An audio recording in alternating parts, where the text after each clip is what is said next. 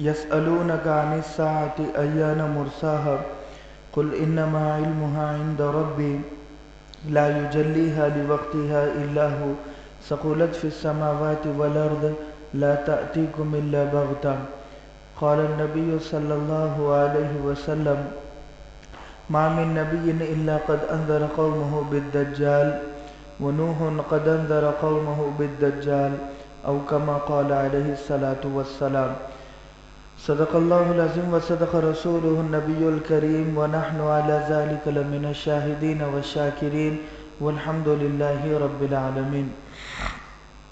پچھلے جمعہ کو امام مہدی کی بیعت پر بات ختم ہوئی تھی، اس کو ہی آگے بڑھائے گئے۔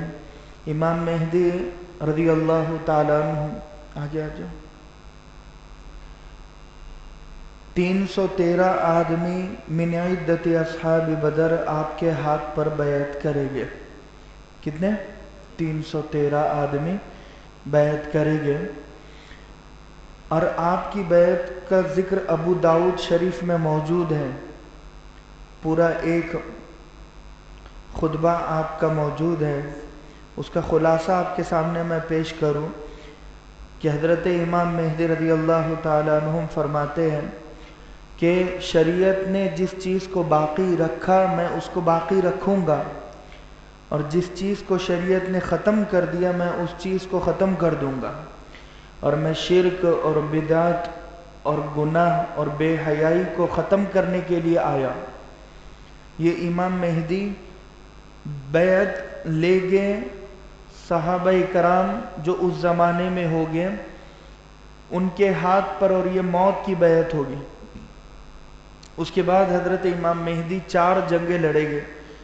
پہلی جنگ تقاتلون بجزیرۃ العرب، عرب سے پہلی جنگ آپ کی ہوگی۔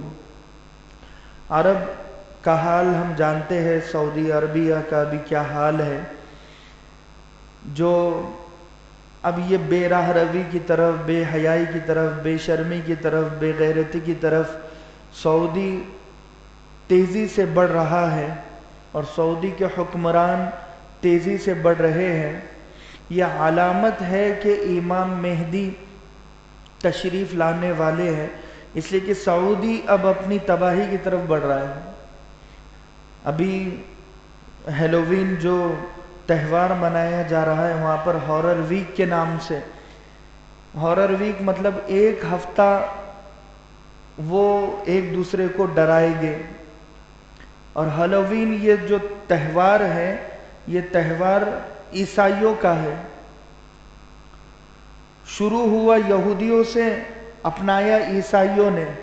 2000 سال پہلے 31 اکتوبر کو فصل کی کٹائی ہوتی تھی تو اس کی خوشی میں وہ لوگ اس تہوار کو مناتے، لیکن اب شراب اور کباب کا دور اور شباب کا دور، اور پینا پلانا، ناچنا گانا، اوپن کانسرٹ منعقد ہونا سعودی میں، اس بات کی علامت ہے کہ یہ اللہ ان سے ناراض ہے، اسی لیے گناہوں کی طرف بڑھ رہے ہیں۔ اور یہ تہوار کیوں منایا جاتا ہے؟ ان کا یہ ماننا ہے کہ 31 اکتوبر کو ہمارا سال ختم ہو رہا ہے، تو اس دن میں بہت ساری بد روحیں، بری آتمائیں جمع ہو جاتی ہے اور وہ ہمیں پریشان کرے گی، اسی لیے ہم اپنا گیٹ اپ بدل دیں، لک بدل دیں، کہ اگر ہم ایسے بن جائیں کہ دیکھنے والا ڈر جائے تو پھر یہ بھی ڈر جائے گا۔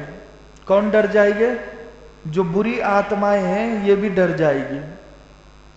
تو یہ بھوت بنے ہوئے، شیطان بنے ہوئے ہیں۔ حجاز مقدس سرزمین ہے، پاک سرزمین ہے، وہاں پر ناپاکی کا چال چلن چل رہا ہے۔ تو پہلی جنگ حضرت امام مہدی کی عرب سے ہوگی، اور دوسری جنگ تقاتلون الفارس ایران سے ہوگی، وہاں کے جو شیعہ ہیں ان سے ہوگی۔ ان کا بھی یہ عقیدہ ہے کہ ان کے کوئی امام مہدی ہے، مگر ان کا عقیدہ غلط ہے کہ وہ صرف ہمارے لیے آئے گے، تو انہوں نے ایک اپنا الگ امام مانا ہوا ہے، وہ بھی حضرت امام مہدی کا انکار کرے گے۔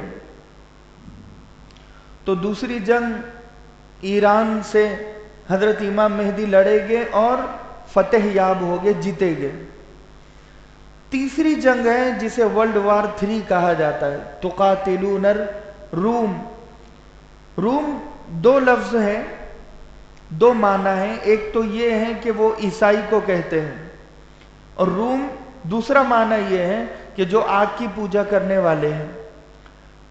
تو حضرت امام مہدی کی تیسری جنگ پورے عالم کفر سے ہوگی۔ پوری دنیا میں جہاں جہاں عیسائی ہے، یہودی ہے، آپ کی ان سے جنگ ہوگی، جسے ورلڈ وار 3 کہا جاتا ہے۔ ورلڈ وار 1 ہوئی، 2 ہوئی، اب 3 کہاں پر ہوگی یہ ہمیں بتایا ہے۔ وہ ہوگی سیریا میں، شہر غوطہ جہاں پر ابھی ظلم و ستم ہو رہا تھا، اس کے بالکل قریب میں، بغل میں آماق اور دابغ نام کا ایک میدان ہے، اس میدان میں ورلڈ وار 3 ہوگی۔ اور یہ بھی بتایا 80 رایتن، 80 جھنڈے ہوگے جو کافر ادھر سے لے کر آئے گے مسلمانوں کے خلاف، اور ہر جھنڈے کے نیچے 12,000 کا لشکر ہوگا، یعنی 80 ڈویژن ہوگے، اور ہر شعبے میں، ہر ٹکڑی کے ماتحت 12,000 کا لشکر ہوگا۔ تو 9,60,000 کا یہ لشکر مسلمانوں کو مٹانے کے لیے ورلڈ وار 3 میں اترے گا، اور اس میں قائد اور رہنما اور جرنیل کی حیثیت سے امام مہدی علیہ رضوان ہوگے، اور وہ بھی جنگ جیتی جائے گی۔ یہاں تک بتایا کہ 3 دن وہ جنگ چلے گی۔ پہلے دن مسلمان جائے گے، شہید ہو جائے گے، فرمایا ہم افضل الشہداء، وہ افضل ترین شہید ہو گئے۔ دوسرے دن پھر مسلمان جائے گے، شہید ہو جائے گے۔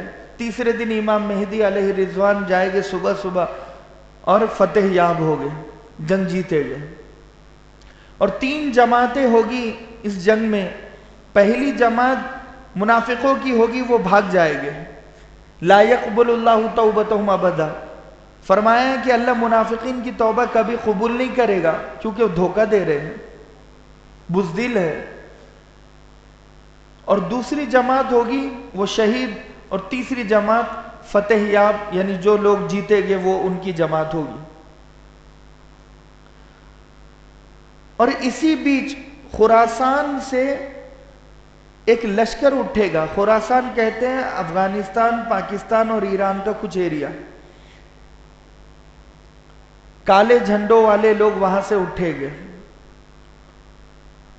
اور غزوہ ہند ہوگا۔ جو ہندوستانی حکمران ہیں انہیں بیڑیوں میں جکڑ کر امام مہدی کے قدموں میں ڈال دیا جائے گا، یہ خراسانی لشکر کرے گا۔ عام زبان میں کہوں تو طالبان کہہ سکتے ہیں کہ وہ بیڑیوں میں جکڑ کر حکمرانوں کو امام مہدی کے قدموں میں ڈال دے گے۔